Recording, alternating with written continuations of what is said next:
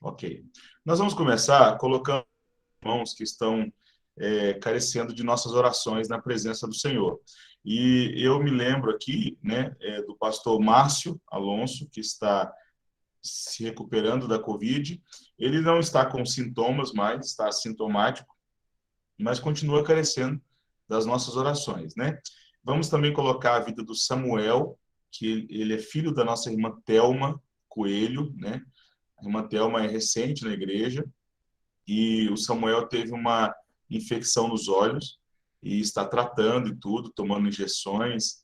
É um tratamento até um pouco doloroso, e vamos colocar o Samuel aqui também nesse momento de oração. Alguém tem algum pedido de oração especial? Alguém se lembra de alguém que esteja precisando de oração? Pode abrir o microfone e dizer aí que eu vou anotar aqui. Para o senhor Celino e Dona Madalena, né? Para Deus continuar guardando eles. Eles vivem em meio a muita solidão, gente. É muito difícil, né? Então, Sim. eles têm muito medo da contaminação, né? Então, vivem muito isolado e o único filho que eles tinham, quem não sabe ainda, eles perderam, né? Então, hoje em dia, são os dois velhinhos lá com muita tristeza. Então, orem por eles.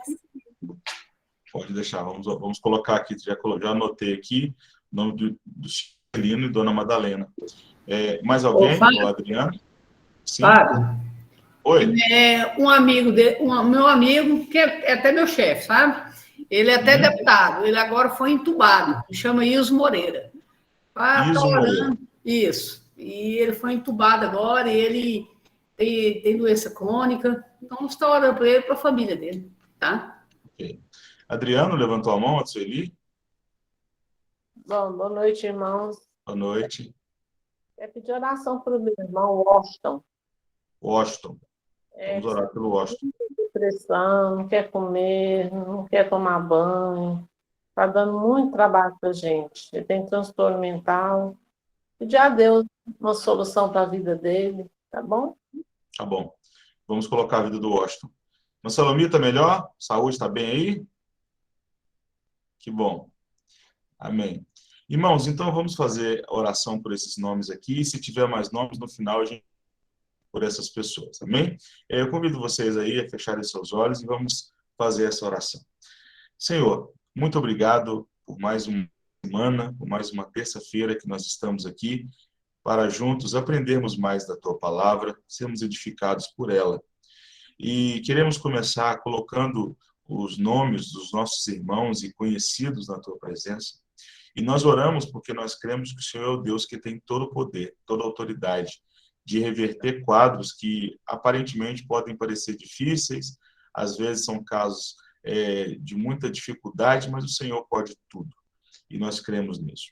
Colocamos a vida do nosso pastor Márcio Alonso na Tua presença, que ele possa em breve estar fora desse isolamento de perfeita para continuar o exercício do pastoreio da Igreja Presbiteriana do Jardim América. Colocamos a vida, Senhor, do Samuel, filho da irmã Thelma, também em Tua presença. Ó Deus, abençoe o Samuel. Ó Deus, faça com que essa infecção nos olhos possa ser revertida, que o Samuel possa voltar a enxergar plenamente. Colocamos a vida também do nosso irmão Acelino e da dona Madalena na presença do Senhor. Ó Deus, venha estar com aquele casal tão querido, tão amado por essa igreja, e que às vezes ficam isolados por medo dessa pandemia, e de fato um medo necessário, prudente, mas que eles possam também se sentir amados pelos irmãos que estão sempre próximos a eles, os acolhendo e andando com eles, e que eles possam ter esse conforto também. Ó Deus, a perda do Sóstenes foi uma perda muito dolorosa, e palavra alguma desse mundo pode preencher isso, mas o Teu Santo Espírito pode fazer aquilo que nós não podemos. Colocamos a vida também do senhor Iraí, o vizinho aqui da igreja, carece da Tua graça. Colocamos a vida, meu Pai, do Iso Moreira, deputado que é conhecido da nossa irmã Nilza. Colocamos ele na Tua presença. Derrame da Tua graça, abençoe ele, que o quadro também que ele se encontra possa ser revertido. Colocamos a vida também do Washington, irmão da nossa irmã Sueli, na Tua presença, Senhor. Visita aquele homem e cremos que não há transtorno que o Senhor não possa mudar, não há dificuldade que o Senhor não possa entrar com providência. colocamos todos esses nomes e muitos que nós esquecemos. Da vida do meu pai, do nosso irmão Joaquim, da nossa irmã Esther, das famílias dessa igreja, e que todos possam ser contemplados pela tua graça e a tua misericórdia a cada dia mais e mais. Assim nós oramos e pedimos também que o Senhor nos ajude nesse estudo nesta noite, que possamos aprender um pouco mais do Evangelho de Mateus, da mensagem que o Senhor trouxe através do apóstolo Mateus, e que isso possa ser um momento de edificação para todos nós. Assim oramos, em nome de Jesus. Amém. Amém. Vamos, então, sem mais demoras, eu vou colocar na tela aqui o estudo, e aí nós vamos entrar no Evangelho de Mateus. Hoje, basicamente, nós vamos fazer uma pequena introdução e já vamos entrar para o capítulo de número 1 do Evangelho de Mateus. Nós não temos condição de passar, né, por todos os capítulos assim, da mesma forma. A gente vai tentar fazer um panorama também desse Evangelho, mas nós vamos andar um pouco mais devagar para a gente poder aprender a mensagem do livro. Assim que os irmãos estiverem vendo aí, está aparecendo na tela para os irmãos a tela, apareceu aí, né? Ok. Vamos, então, começar. Nós precisamos rever algumas coisas aqui. E eu gostaria de incentivar os irmãos a fazerem aquilo que os irmãos já têm feito. Se eu estiver dando o estudo e os irmãos perceberem uma dúvida, tiverem alguma questão, não esperem para o final, porque às vezes você pode esquecer, tá? E você pode esquecer e depois você não faz a pergunta. Outra coisa é o seguinte, e eu falo isso com experiência de aluno também.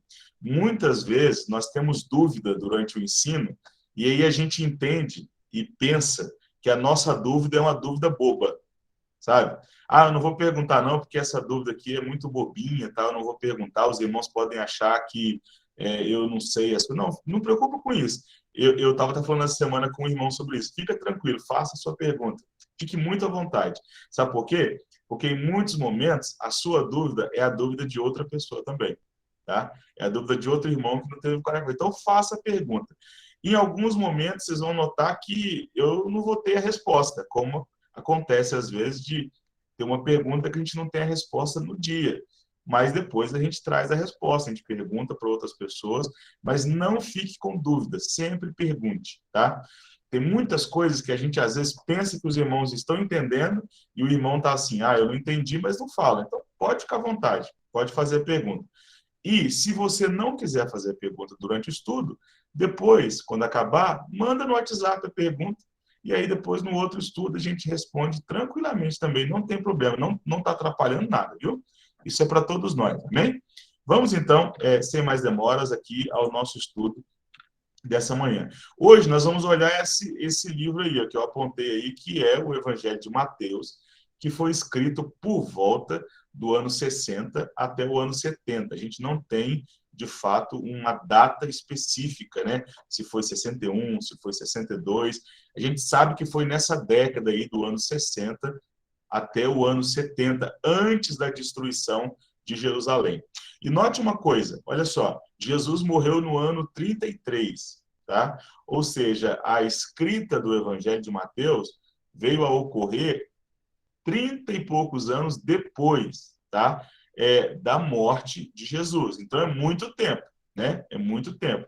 São mais de 30 anos após a morte de Jesus que o Evangelho de Mateus foi escrito. É preciso lembrar algumas coisas. Mateus é um dos apóstolos, tá? Mateus é um dos apóstolos que foi chamado pelo próprio Jesus para andar com ele. Então, isso a gente precisa também se lembrar. Outra coisa importante é que se você já leu o Evangelho de Mateus, não tem escrito lá no Evangelho, em nenhum lugar, que foi Mateus que escreveu. Já viu que nas cartas, as cartas sempre começam assim, ó, eu, Paulo, não é assim que começa? Paulo já dando a autoria no começo. E nos evangelhos, isso acontece? Em algum dos 4 evangelhos? Não. Nós não temos uma autoria definida lá no texto. Aí você pode perguntar, Fábio, se o texto não está apontando a autoria, como é que vocês sabem? Como é que a gente pode afirmar que foi Mateus que escreveu? Ora, nós temos o testemunho da igreja, o testemunho dos irmãos.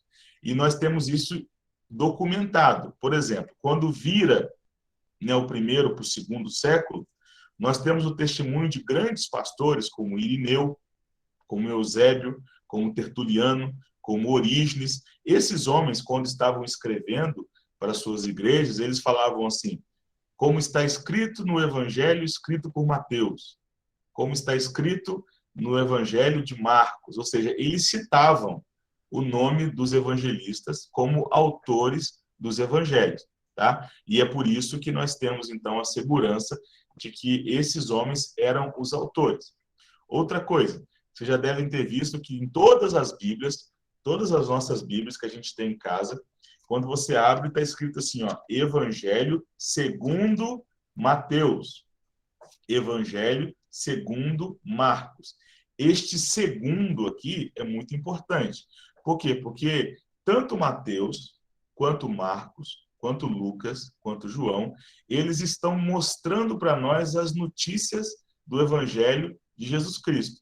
E eles estão mostrando segundo o quê? Segundo a ótica de cada um deles. Tá? Então, às vezes, a gente pensa que quando os autores bíblicos foram escrever o texto bíblico, eles simplesmente sentaram assim, sabe, e deram uma de Chico Xavier, né? Colocaram a mão sobre a testa assim e começaram a transcrever o texto, né? Como se eles tivessem sido tomados pelo Espírito Santo e foram apenas assim, Deus usou a mão deles apenas. Não, não é isso. A obra que o Espírito Santo fez é uma obra completa, mas o Espírito Santo usou as características de cada um, tá? Vou dar um exemplo aqui. Suponhamos que Deus vai usar o Fábio e Deus vai usar a Mariana para poder fazer a mesma tarefa. Deus vai usar a gente dentro da nossa capacidade. Talvez a Mariana goste de fazer de um jeito, eu gosto de fazer do outro, mas Deus está nos usando, mas dentro da nossa capacidade, tá? Então, por exemplo, vocês lembram que eu falei que o livro mais bem escrito do Antigo Testamento era o livro de Naum? Naum era um dos melhores escritores do Antigo Testamento, né?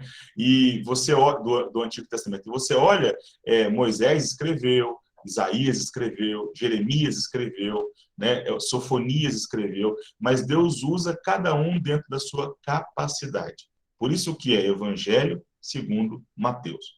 Vamos à frente. Nós vimos isso aqui também, ó, sobre a questão dos evangelhos sinóticos. Por que é sinóticos? Porque tem a ver com a mesma visão. A visão daquilo que aconteceu com Jesus. Isso aqui a gente já compreende tranquilamente. Vamos à frente agora. Olhando esse quadro comparativo, eu vou tampar aqui um pedaço do quadro, tá vendo? Porque o nosso foco agora é o Evangelho de Mateus. Por isso que eu tampei o restante para a gente não olhar. Então, vamos por partes. Primeira coisa, o Evangelho tem 28 capítulos. Dos 28 capítulos, todos eles, a totalidade é 1070 versículos. Tá? Esse Evangelho, dá para ler ele com 35 minutos. Eu fiz a conta hoje, viu? Eu cronometrei. Pus o cronômetro para rodar e comecei a leitura e li até o final. 35 minutos, você consegue ler o Evangelho todo. Uma leitura tranquila, devagar, dá para ler em 35 minutos esse Evangelho, esses 1070 versículos.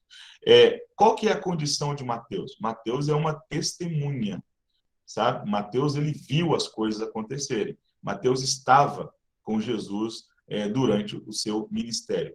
Qual que é o público-alvo? Mateus está escrevendo para quem? Para os judeus. E nós vamos ver mais coisas sobre Fábio, isso. Oi. Deixa eu te fazer uma pergunta.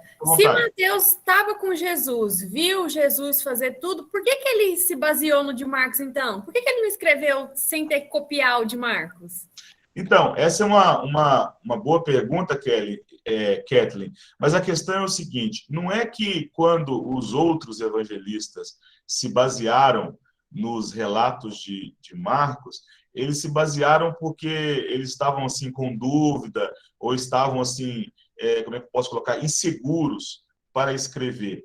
Mas a ideia é o seguinte, é a mesma coisa nós quando vamos, por exemplo, fazer uma pesquisa, por mais que a nossa pesquisa tenha pontos que sejam bem originais, pensamentos nossos, né? A gente às vezes procura ver quem já escreveu sobre aquele mesmo assunto, certo? Então, pensa só, a comunidade dos discípulos era uma comunidade muito fechada, uma comunidade de pessoas que estavam muito juntos, muito próximos, né? Vocês lembram que o pastor até estava falando esse dia sobre aquelas igrejas do Apocalipse? E algumas igrejas, para você participar delas, você tinha que receber lá uma pedrinha, né? Como se fosse uma liberação para participar. Então, eles eram muito unidos. Então, pensa, se Marcos escreve o primeiro evangelho e Mateus se propõe a transmitir também um escrito para os cristãos, ele vai pensar o quê? Olha, eu vou olhar o que Marcos escreveu e vou conferir, né? Eu vou conferir, vou ver se está tudo lá mesmo, se Marcos colocou lá o início do ministério, a mensagem de João Batista, né? E aí você percebe, Kathleen, que por mais que ele usa o Evangelho de Mateus, ele dá o seu próprio tom, porque nós vamos ver daqui a pouco que Mateus ele vai numa direção completamente oposta à direção de Marcos, tá? Ele vai numa direção completamente oposta. Basicamente assim, ele usa um esboço, tá? Daquilo que Marcos já tinha escrevido, mas ele vai numa direção completamente diferente e a gente vai olhar isso daqui a pouco, ok? Não é uma missa, não é uma tentativa assim, já que alguém já escreveu, eu vou só pegar lá e vou... Não, não. É uma tentativa de olhar, ver se o esboço está muito bom, se as coisas estavam colocadas, mesmo se não estava faltando nenhum assunto, e aí ele vai colocar. E aí a gente vai ver algumas coisas hoje, por exemplo. Tem muita coisa, Kathleen, que só tem no Evangelho de Mateus, que Marcos não usa. E a gente vai olhar isso daqui a pouco, você vai ver assim, realmente não foi uma cópia, né? Ele usou como uma inspiração, ele usou como um sinal, mas ele colocou muita coisa dele mesmo no Evangelho, ok? Certinho. Respondeu, Respondeu, obrigada. De nada. Vamos à frente. O público-alvo é os judeus. Eu não coloquei aqui, mas há uma tradição que diz que Mateus ele estava numa cidade chamada Antioquia da Síria, quando ele escreve o Evangelho de Mateus. Alguns acham que ele estava em Jerusalém. A gente não tem como saber, descobrir isso. A gente só tem aquilo que as pessoas lá atrás falavam. A grande maioria diz que eles estavam em Antioquia, né? E Mateus estava em Antioquia quando escreveu, e havia uma grande comunidade de judeus convertidos, né? Judeus que eram cristãos na cidade de Antioquia, e foi para eles que Mateus, então, escreve o seu evangelho. Qual que é a principal referência a Jesus no Evangelho de Mateus? Referência a Jesus como Messias dos judeus. Vocês vão se lembrar que nós estudamos lá no Antigo Testamento, que desde o Antigo Testamento havia profecias falando sobre a vinda do Messias, do verdadeiro rei que iria ocupar o trono de Davi. Todo judeu esperava isso. Mateus vai tomar o cuidado de dizer sempre, olha, esse Messias que vocês esperavam, ele veio, ele é Jesus, e ele tenta provar isso, ok? A genealogia, ele começa a sua genealogia de uma forma diferente. Nós vamos estudar um pouco isso, agora vamos ver uns probleminhas que tem lá na genealogia. Diferente de Lucas, que começa lá em Adão, Mateus começa em Abraão. E Mateus tem um propósito para poder colocar a sua genealogia. Daqui a pouco nós vamos olhar isso. E qual que é a ênfase do Evangelho? Aqui, Kathleen, há um pouco mais daquilo que eu estava falando para você há alguns minutos atrás. O Evangelho de Marcos, ele narra Jesus em ação, agindo, sabe? Indo de um local para outro, curando enfermos, né? De forma, assim, dinâmica. O Evangelho de Mateus já foca em outra coisa. Foca nos sermões de Jesus, nas palavras de Jesus. E nós vamos olhar isso mais profundamente. Olha só, esta é a estrutura do Evangelho de Mateus. São 5 grandes sermões nesses 28 capítulos. E note bem, se você já puder, eu vou dar um spoiler aqui, mas você precisa olhar isso. Qual bloco de livros no Antigo Testamento é composto de 5 livros? Quem lembra? Salmos. Salmos tem 5, isso. São 5 livros dentro, né? Mas qual que é o outro bloco? Lá no começo. Pentateuco. Pentateuco. E o Pentateuco é, né, os 5 primeiros livros escritos por Moisés. Daqui a pouco nós vamos ver mais relações que Mateus está nos oferecendo aqui. Mas olha só, há um grande sermão no capítulo 5 até o capítulo 7. Depois há um sermão no capítulo 10, outro no capítulo 13, outro no capítulo 18 e um outro no capítulo 23 até o capítulo 25. Agora, olha só as semelhanças e algumas coisas importantes. O primeiro e o último sermão do Evangelho de Mateus possuem 3 capítulos. O primeiro e o último são 3 capítulos. Os outros 3 sermões é um capítulo cada um, tá? Então, assim, são 5 sermões e o restante da narrativa está colocada no meio. E desses 5 sermões, o primeiro tem 3 capítulos e o último também tem 3 capítulos, certo? Vamos à frente. Olha só a fórmula final. Isso aparece nos 5 sermões que Mateus vai pregar. Olha só, o final do sermão primeiro, que termina lá em Mateus 7, 28, Mateus escreve assim, ó: quando Jesus acabou de proferir estas palavras. Tá vendo que eu coloquei de vermelho aí? E aí, olha só, Mateus 11, 1, final do segundo sermão. Ora, tendo acabado Jesus de dar estas instruções, ou seja, do capítulo 10, que era o outro sermão.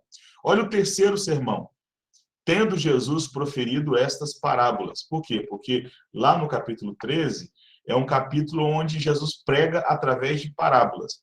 Nós conhecemos como as parábolas do reino. Nós vamos estudar elas mais de perto, mais à frente. Depois, lá no capítulo 19, depois de pregar todo o capítulo 18, Jesus fala assim, Mateus escreve assim: e aconteceu que, concluindo Jesus estas palavras, deixou a Galileia. Depois, lá no final do último sermão, Jesus fala assim, Mateus, na verdade, não estou com Jesus na cabeça, Mateus escreve assim: tendo Jesus acabado todos esses ensinamentos, disse aos seus discípulos. Então, isso fecha uma organização que Mateus tem para poder concluir cada um desses 5 sermões que Jesus vai pregar no Evangelho de Mateus. Então, o Evangelho de Mateus ele tem uma dinâmica. E olha como é que é a dinâmica do Evangelho. Começa com uma narrativa. Sempre é assim, começa com uma narrativa.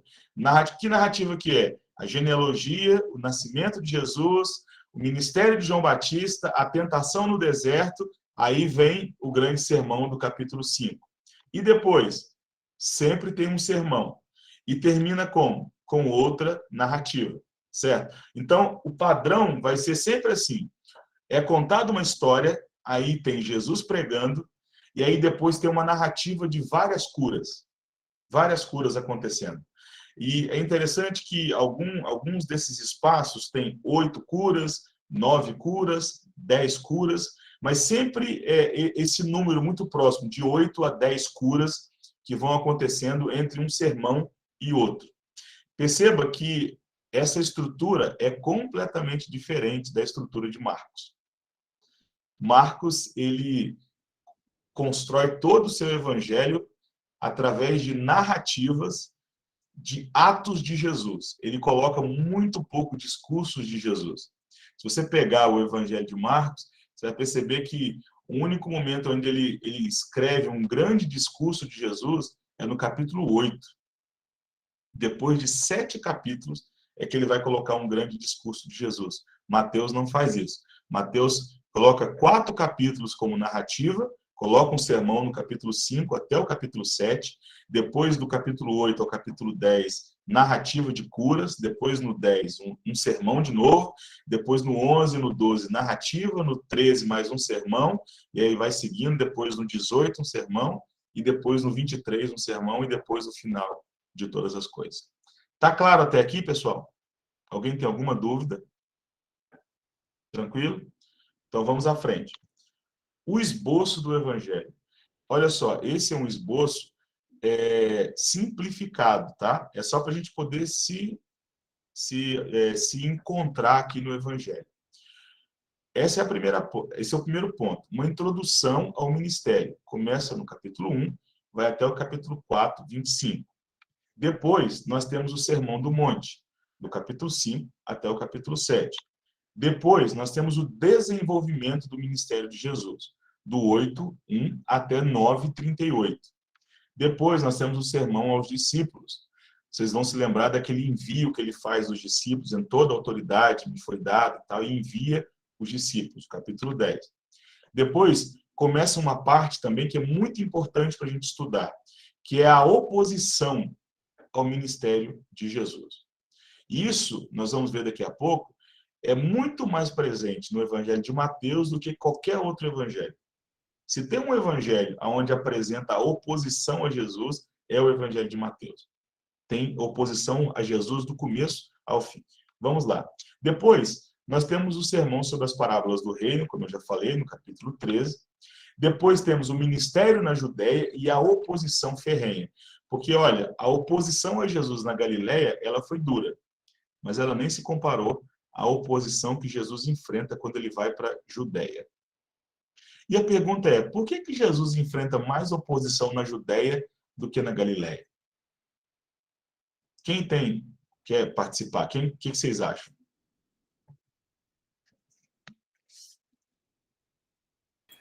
Eu creio porque na Judéia estava Jerusalém, o templo, estava o sumo sacerdote, as autoridades da lei estavam ali morando em Jerusalém. O embate seria mais difícil, né? Do que na Galileia. É isso aí, Paulo. A Galileia também, a predominância lá era pescadores, Fábio? Então, isso também, Márcio, foi muito bom você falar isso, porque a gente já ouviu pessoas pregando e falando assim, porque a Galileia era uma região muito pobre, uma região só de pescadores. Irmãos, isso não condiz com a verdade da história. A Galileia era um local que dava acesso ao mar, tá? Então, o que acontece? As rotas comerciais que iam para a Judéia, que iam para todas aquelas regiões ali, passavam pela Galileia. A Galileia tinha muitos portos, né? Então, o que acontece? Não é que era uma região pobre, mas era uma região de todo tipo de gente. Por isso que era chamada de Galileia dos Gentios. Galileia dos Gentios. Por quê? Porque era um povo misturado. E essa mistura vem desde lá da época do exílio, quando os samaritanos foram morar naquela região também. Então, por exemplo, os judeus, lá da parte de Jerusalém, como Paulo colocou, eles odiavam os galileus. Por quê?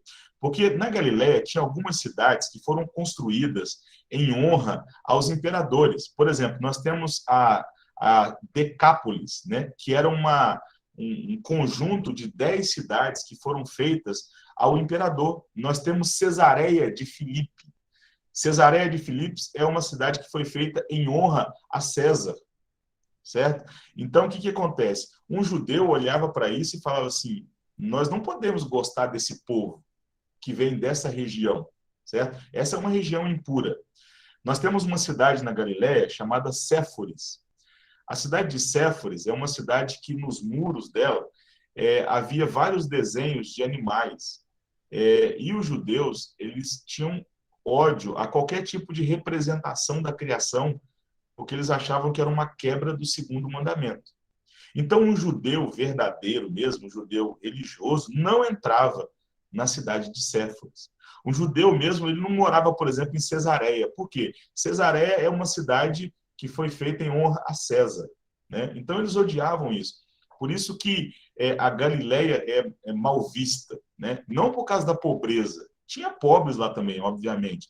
Mas ela é muito mal vista pela cultura, tá? E quando Jesus estava pregando lá, as pessoas meio que aceitavam, né? Porque assim, olha, ele está pregando, está trazendo cura, está fazendo milagre, né? Mas, de repente, quando Jesus começa a enfrentar os fariseus, que é aquele pessoal que vem de Jerusalém, que vem da Judéia, que tem pedigree, né? Aí a coisa fica feia.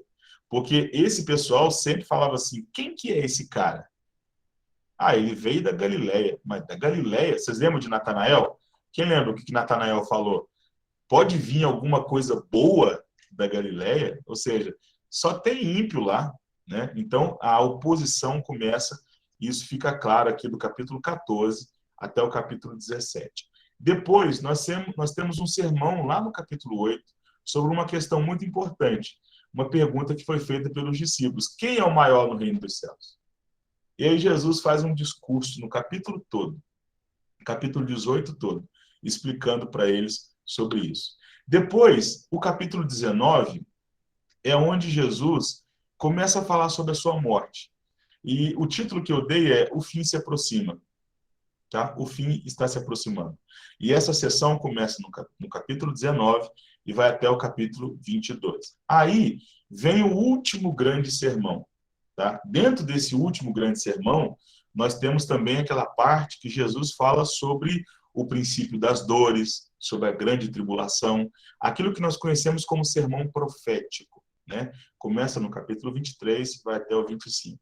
E depois, do 26 ao 28, nós temos paixão, morte e ressurreição de Cristo Jesus. Ok? Se Deus nos permitir, nosso estudo bíblico passará por todas essas partes que estão aqui, olhando para tudo isso aqui, estudando não de forma detalhada, versículo por versículo, mas entendendo a mensagem de cada uma dessas partes aqui, para a gente poder ficar craque no Evangelho de Mateus. Vamos à frente. Características do Evangelho, algumas coisas importantes. O Márcio levantou a mão, por favor. Fábio, só voltando aí entre Galiléia e Judéia, Belém fica situado na Galiléia? Belém, não. Belém é Judá. Belém, né? é isso? Oi? E aí eles chamavam ele de Galileu. Tem alguma coisa a ver? É porque Jesus nasceu em Belém, mas Jesus foi morar numa outra cidade. Vocês lembram qual que era a cidade? Quem lembra? Começa com N. Nazaré. Nazaré. E Nazaré, Márcio, é na Galiléia, né?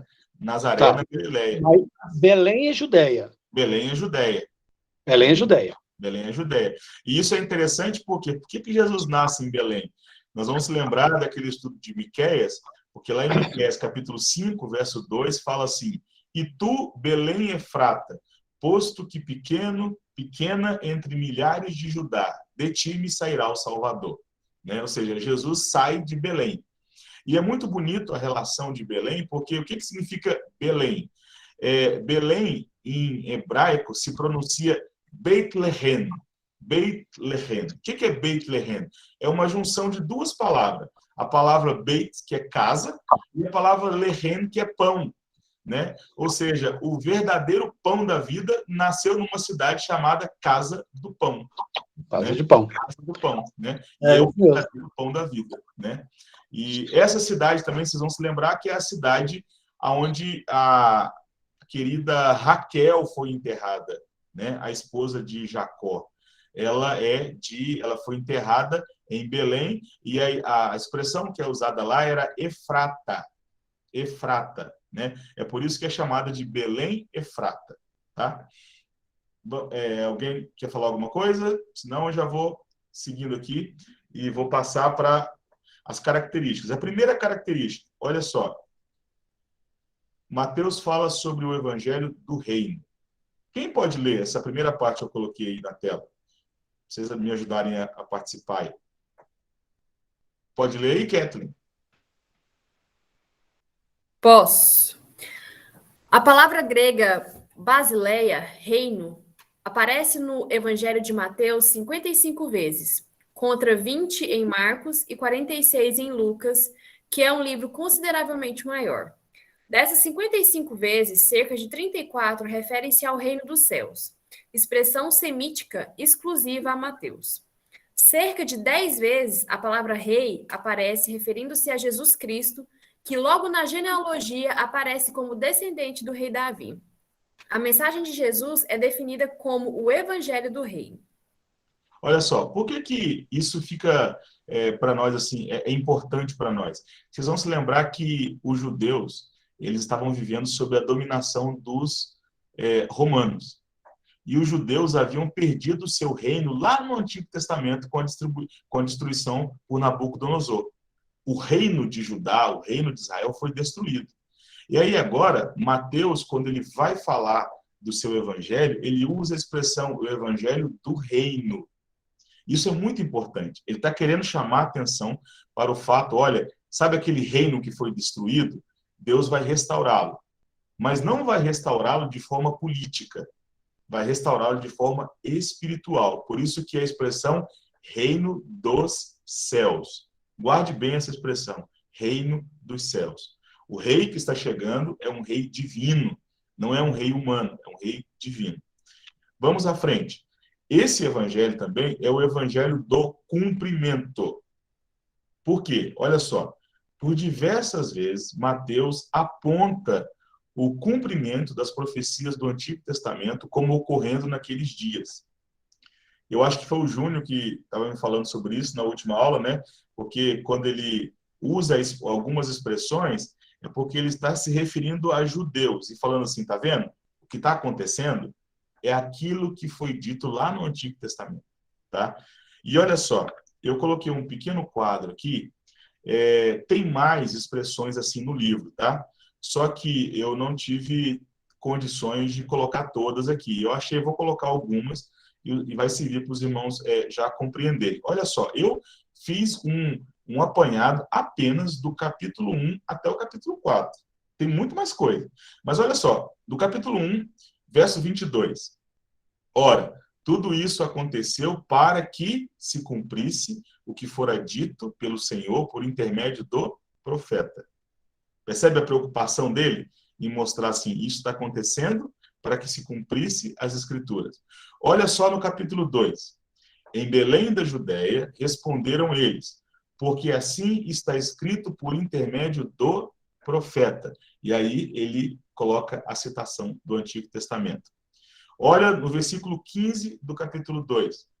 E lá ficou até a morte de Herodes, para que se cumprisse o que fora dito pelo Senhor por intermédio do profeta.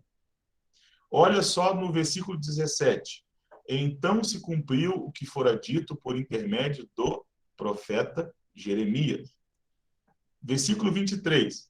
E foi habitar numa cidade chamada Nazaré, para que se cumprisse o que fora dito por intermédio dos profetas. Ele será chamado Nazareno. Aqui há um problemão. Nós não temos, em nenhum lugar do Antigo Testamento, uma profecia que fala sobre Jesus sendo nazareno. Não tem essa profecia no Antigo Testamento que nós temos, a Bíblia que nós temos.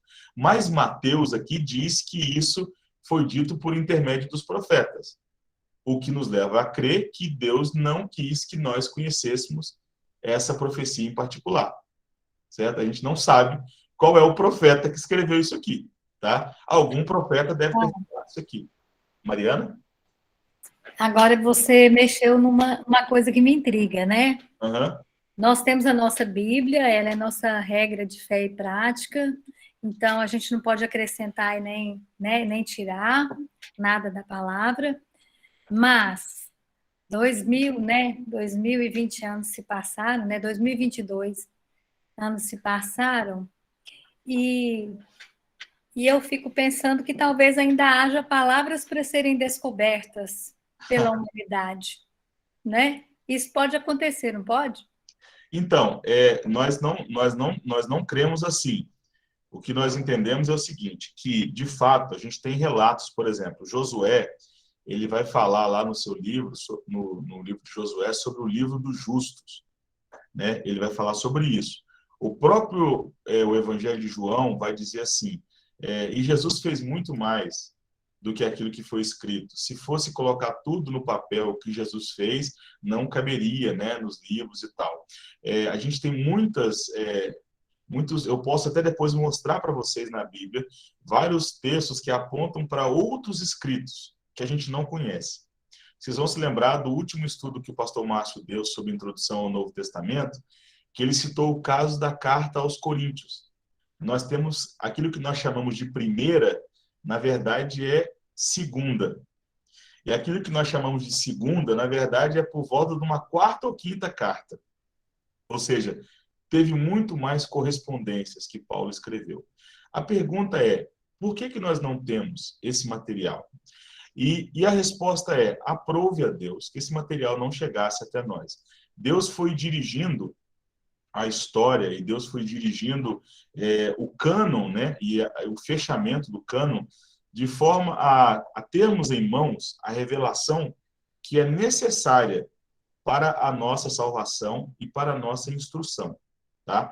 Então, assim, não há a possibilidade hoje de o cânon ser aberto, sabe? Acharam um texto lá no Egito, né, ou numa caverna lá, um texto lá, e a gente vai colocar esse texto aqui agora. Não, não há possibilidade. Eu vou dar um outro exemplo. No começo da era cristã, por volta ali do tempo onde João estava escrevendo o Apocalipse, apareceu um outro discípulo, que ele foi discípulo de Jesus, chamado Clemente.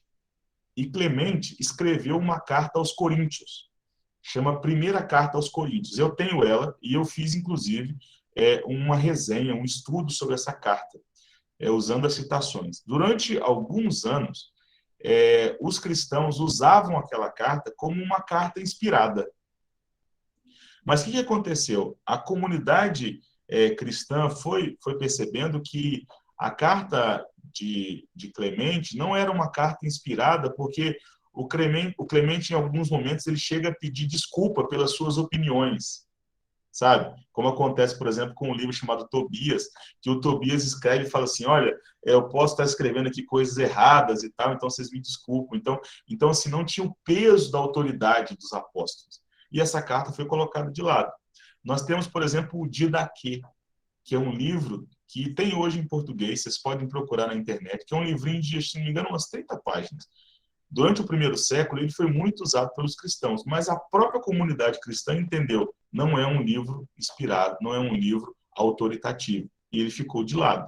Então, Mariana, eu diria que o que Deus queria se revelar, o que Deus queria apresentar a nós, está nos 66 livros e é suficiente para nós.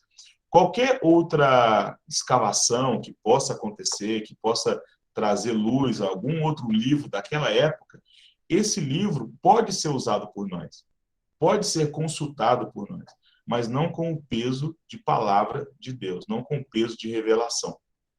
Ok? Júnior?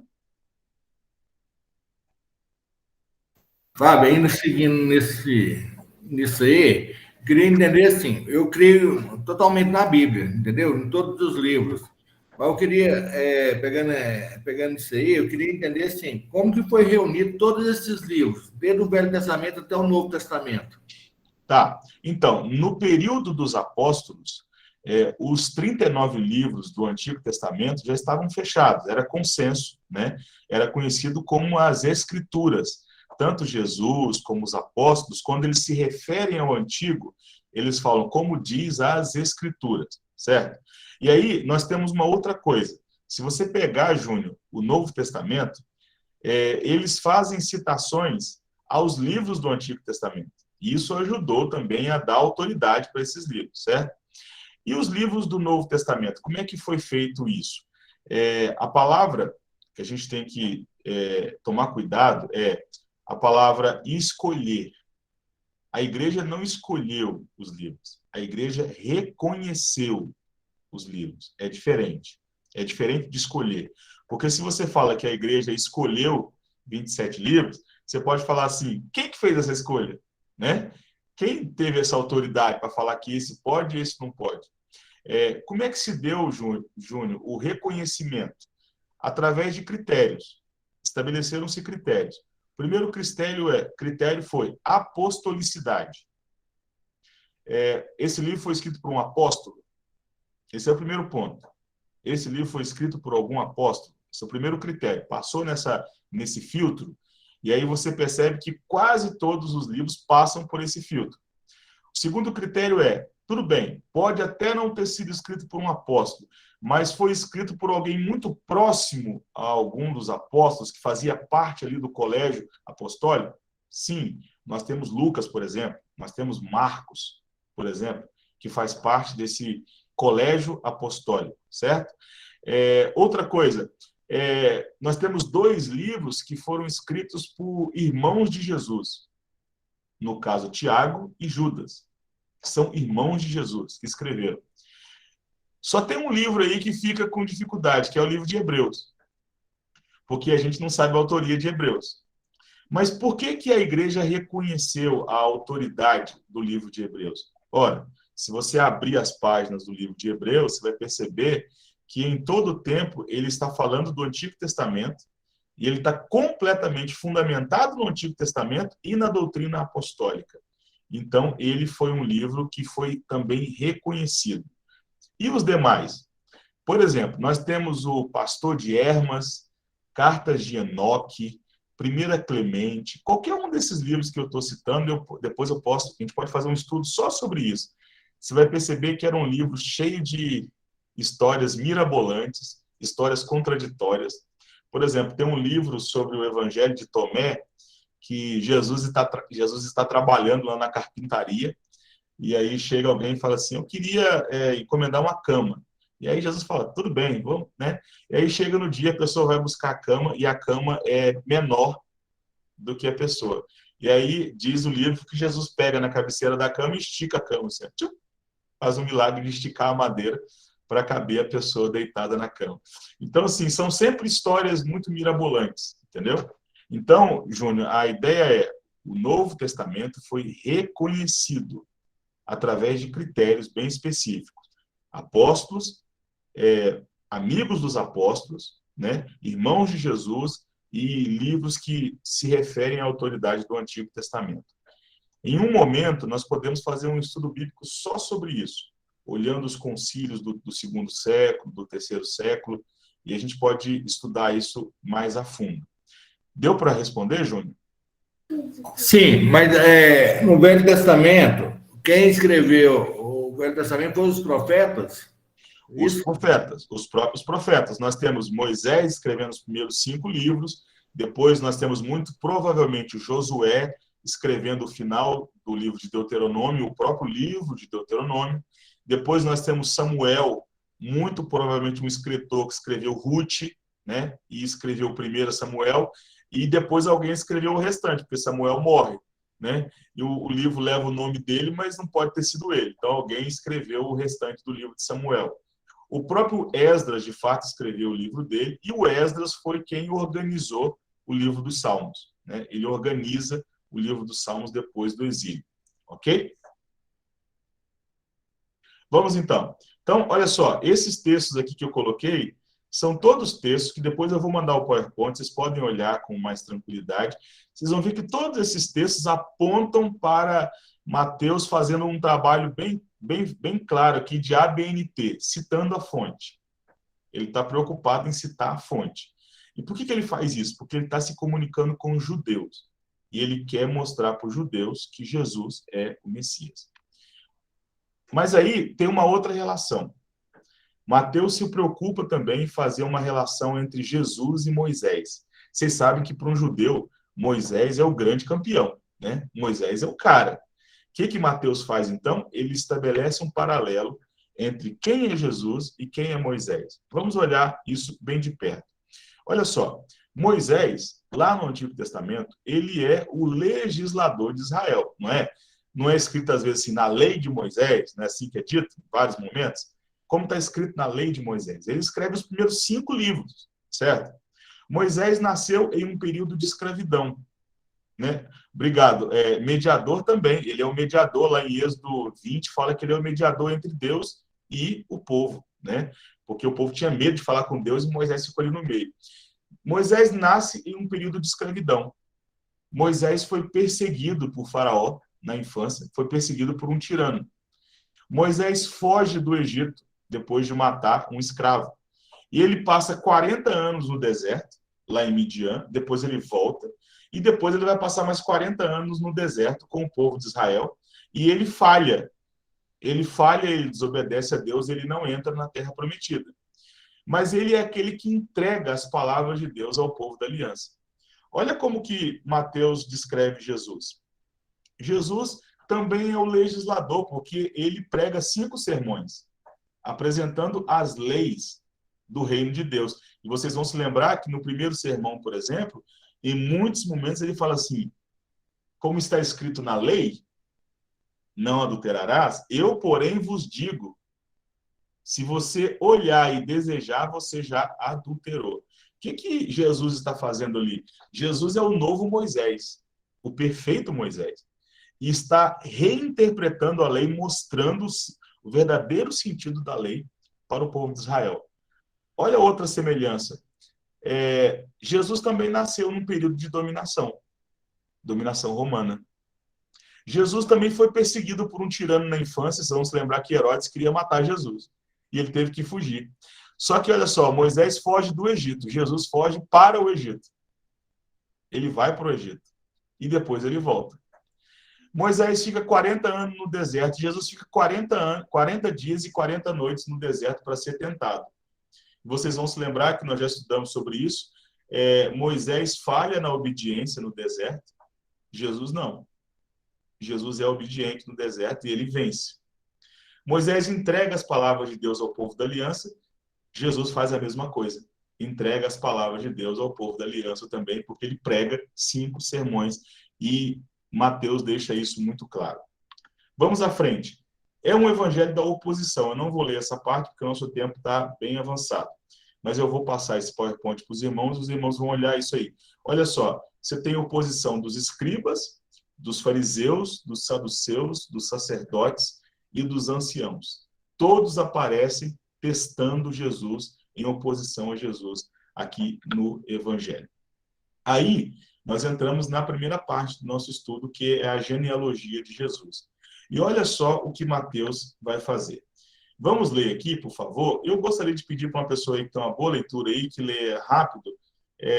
Quem se habilita aí? Pode ler aí, Mariana? Posso ler. Pode ler tudo, do 1 até o 17? Tem uns nomes bonitos aí. Alguém que está querendo ter filho aí já pode já ir decorando aí para colocar nos meninos, viu? Pode ler tudo, né? Pode. Livro da genealogia de Jesus Cristo, filho de Davi, filho de Abraão. Abraão gerou Isaque, Isaque a Jacó, Jacó a Judá e a seus irmãos. Judá gerou a Tamar, a Pérez e a Zera. Pérez gerou a Esrom, Esrom a Arão, Arão gerou a Aminadab. Aminadab a Naasson, Naasson a Salmão, Salmão gerou a Raabe, de Raabe a Boaz. Este, de Ruth, gerou a Obed, e Obed a Jessé. Jessé gerou ao rei Davi, e o rei Davi a Salomão, da que fora mulher de Urias. Salomão gerou a Roboão, Roboão a Abias, Abias a Asa, Asa gerou a Josafá. Josafá a Jorão, Jorão a Uzias, Uzias gerou a Jotão, Jotão a Acaz, Acaz a Ezequias. Ezequias gerou a Manassés, Manassés a Amon, Amon a Josias, Josias gerou a Jeconias e seus irmãos, no tempo do exílio da Babilônia.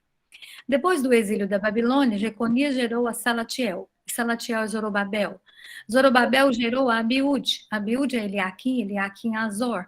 Azor gerou a Sadoc, Sadoc a Aquim, Aquim a Eliúde. Eliúde gerou a Eleazer. Eleazer a Matã, Matã a Jacó, e Jacó gerou a José, marido de Maria, da qual nasceu Jesus, que se chama o Cristo. De sorte que todas as gerações, desde Abraão até Davi, são 14. Desde Davi até o exílio da Babilônia, 14. E desde o exílio na Babilônia até Cristo, 14. Olha só, nós temos muita coisa aqui, viu?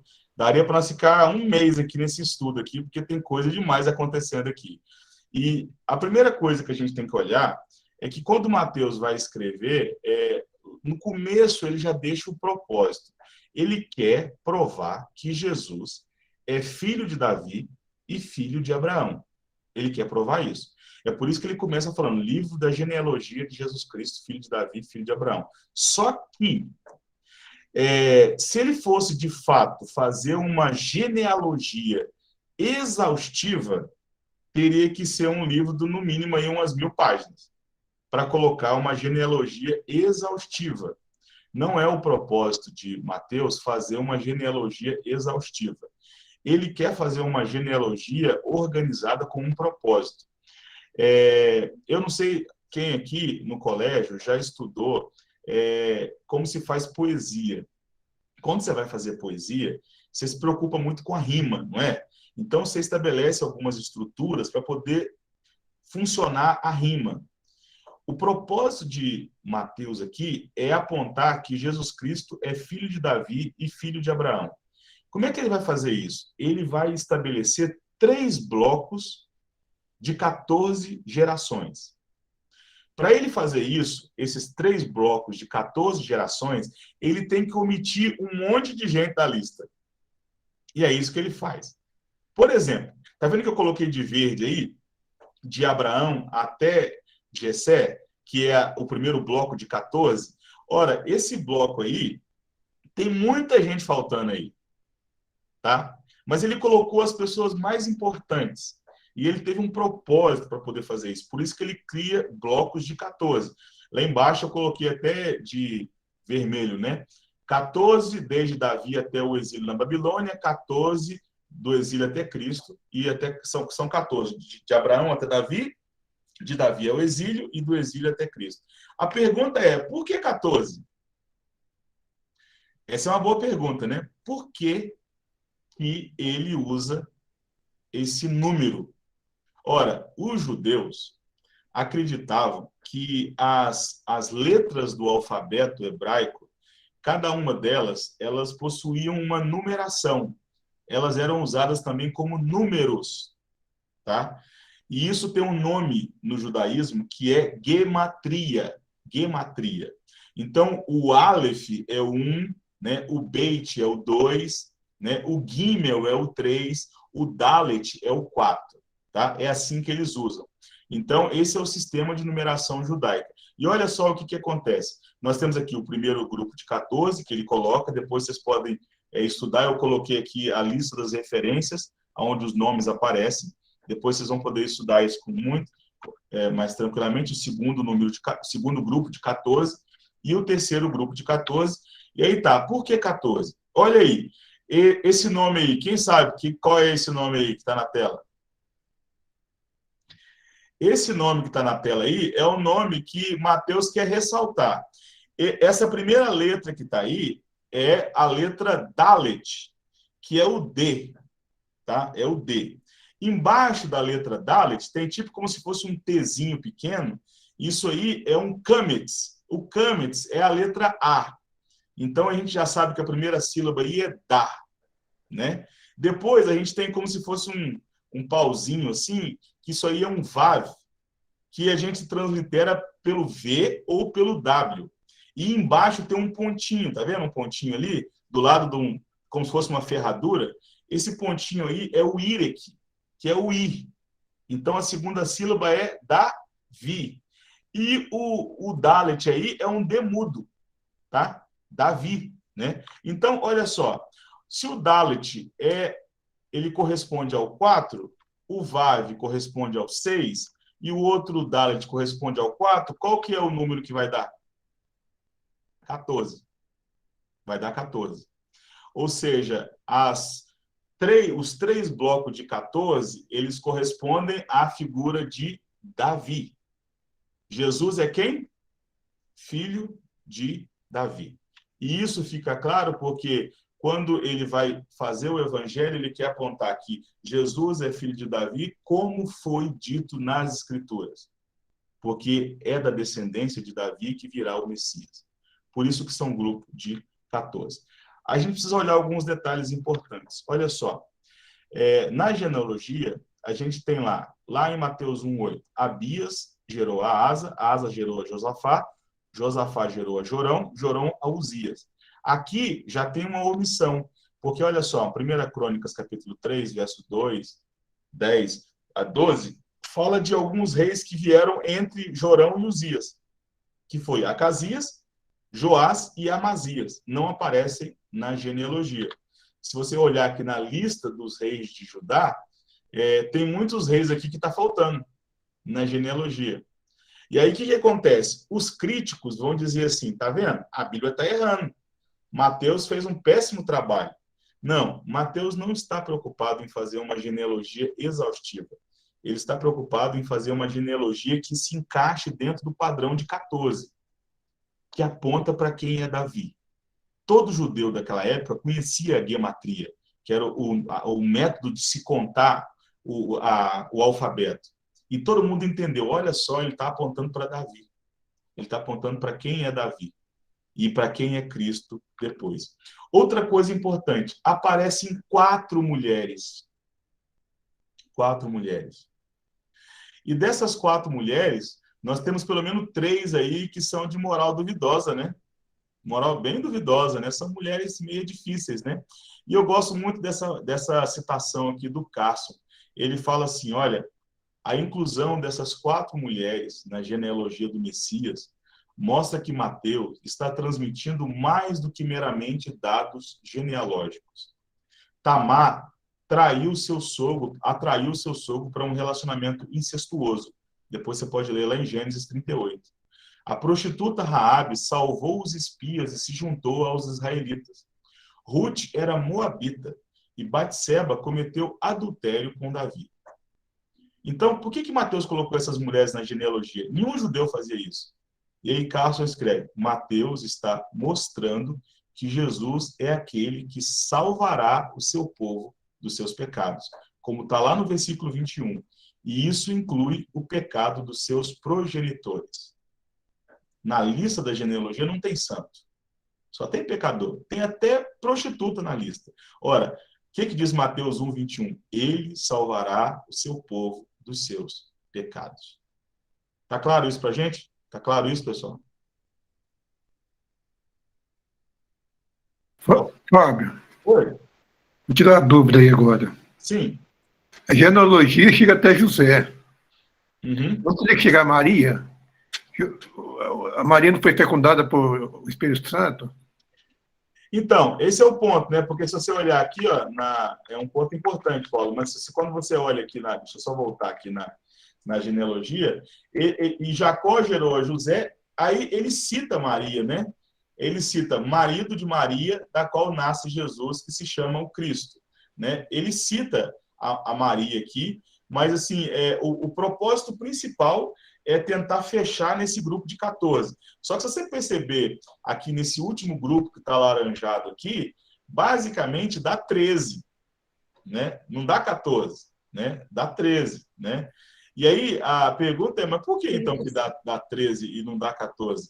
E a resposta de todos os comentaristas o que está acontecendo aqui é que o Evangelho e a mensagem bíblica está falando da abreviação também, porque a vinda de Jesus será uma vinda também para abreviar a história, né? Ou seja, é dito até mesmo depois por Mateus no Evangelho que se os dias não fossem abreviados, as pessoas, até os eleitos seriam corrompidos. Então, isso aponta profeticamente também para a abreviação da história. E ele cita, Paulo, Maria, mas ele não cita ela de fato como uma parte, né? Como ele faz com Batseba. Só mesmo como diz os franceses, de passagem. Ok? Fábio. Mas aí a gente vai vendo toda essa genealogia com ênfase masculina, que é isso mesmo, e isso já era da cultura, e a gente entende, aceita, reconhece, né? Mas eu acho que o que fica ainda assim, a clarear mais ainda aí chegou em José, né? Uhum. E Jacó gerou José. José, marido de Maria, a da qual nasceu Jesus, que se chama o Cristo. Então, nós chegamos na genealogia de José. Porém, José não gerou Jesus. Uhum. Entendeu? Sim. Onde que fica essa travinha aí? Sim, esse é um ponto importante, porque aqui diz, Jacó gerou a José, marido de Maria, da qual nasceu Jesus. Você percebe que Mateus tem o cuidado de inserir Maria aqui para poder mostrar que Jesus nasce de Maria. Contudo, Mariana, por mais que José não seja, de fato, pai, né? Ele não era o pai no sentido biológico, né? Mas ele assumiu a paternidade de Jesus. Tanto que o anjo diz para ele, olha, não faça não tome nenhuma atitude intempestiva e tal. E o próprio Jesus o chama de pai, reconhece ele como pai, né? Então, assim, de fato, de forma estrita, José não é o pai de Jesus, mas ele assumiu a paternidade de Jesus, né? E o próprio Jesus reconhece a paternidade de José e os evangelistas também. Júnior, Nilza, depois, acho que a Alice tinha feito um comentário. Ok. Não, porque Maria não era da descendência de Jesus, né? Só que José era, e José desconfiou de Maria, né? E ele sabia de tudo que ia acontecer, né? Pelas escrituras. O que acontece é que o anjo do Senhor aparece, né, a José e fala com José, e é bom a gente lembrar, irmãos, que é um caso miraculoso e é um caso extraordinário nas Escrituras. Não tem precedência de outro caso assim. Foi um caso miraculoso. E nesse sentido, quando fala, por exemplo, assim, que Jesus é da descendência de Davi, né, é por causa de José. Por causa de José, porque José é descendente de Davi, né? Se você for olhar mesmo assim de forma estrita, Jesus não é descendente de José, mas ele foi reconhecido como da casa de José. Ele foi reconhecido como da casa dos judeus, da tribo de Judá, né? Ele é o leão da tribo de Judá, né? Ele foi, a gente pode colocar, ele foi enxertado ali pelo Espírito Santo. Fábio. Oi? Mas no Oriente, é costume casar parente com parente, né? Primo com primo, né? Isso é muito costume. Até hoje não existe isso. Primo com primo. Nós não temos, por exemplo, nós não sabemos, né? A Bíblia não nos relata qual era a tribo de Maria. A gente não sabe.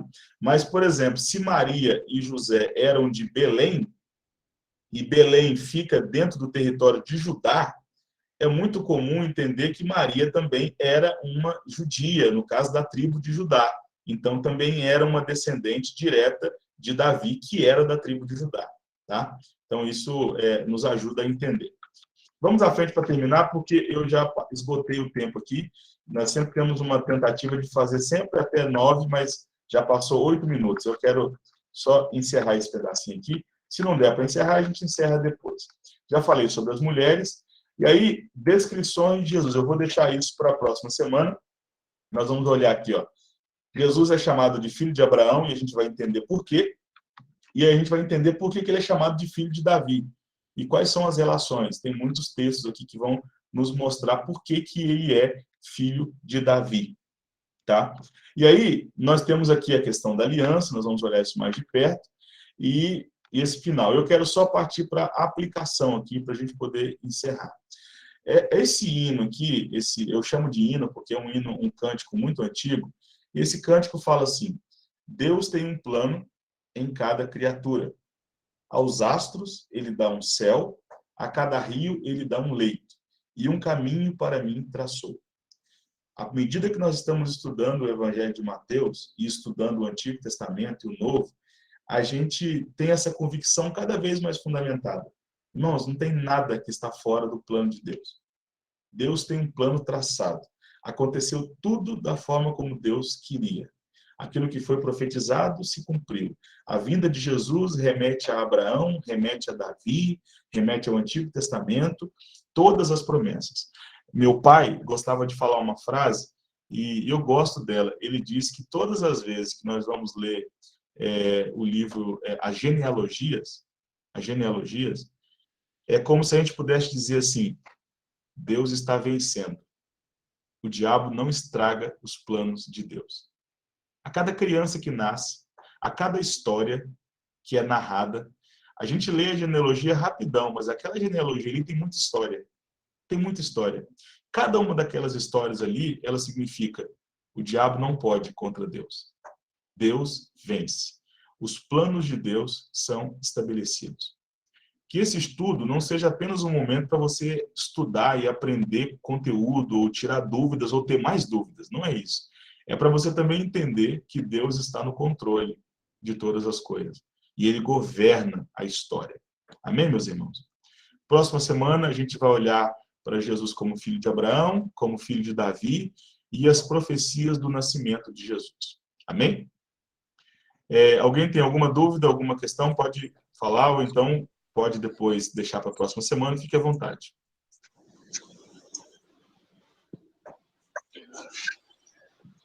Tudo ok? Fábio, Oi, Márcio? acho que deu tudo ok aí, né? Eu só, antes de você fazer a oração final, só gostaria de incrementar, né, reforçar o nosso café da manhã, domingo que vem na igreja. Sim. Estejamos todos às 8 horas com o seu...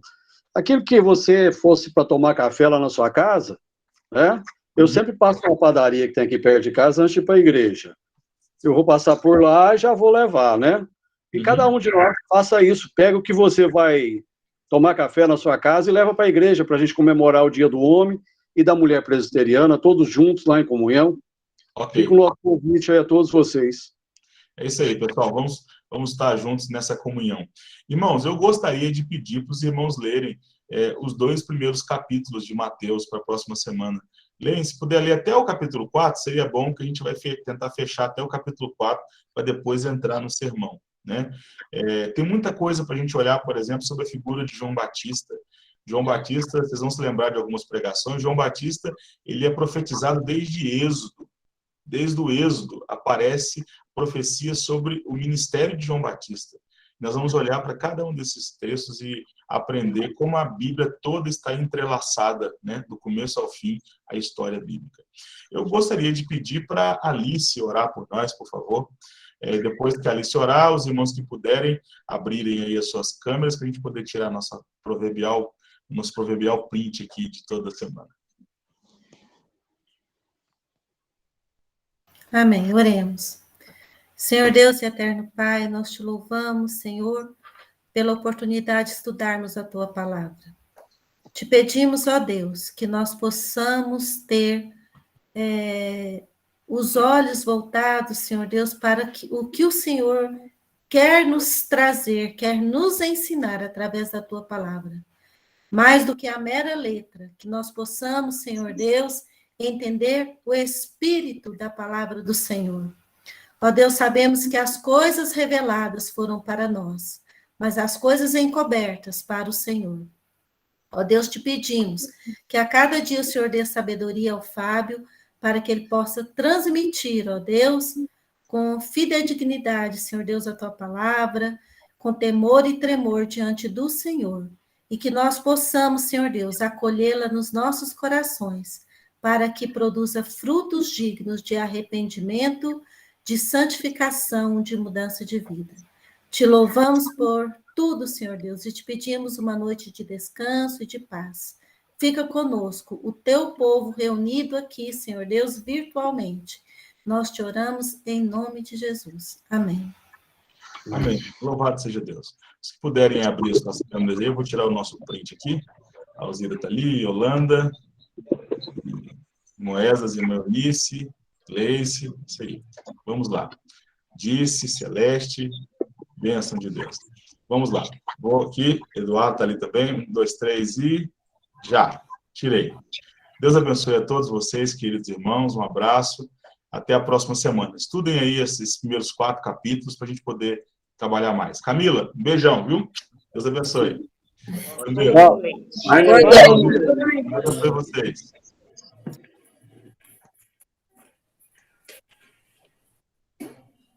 Fábio, fiquei só um pouquinho para te perguntar uma coisa. Tá bom, fique sim.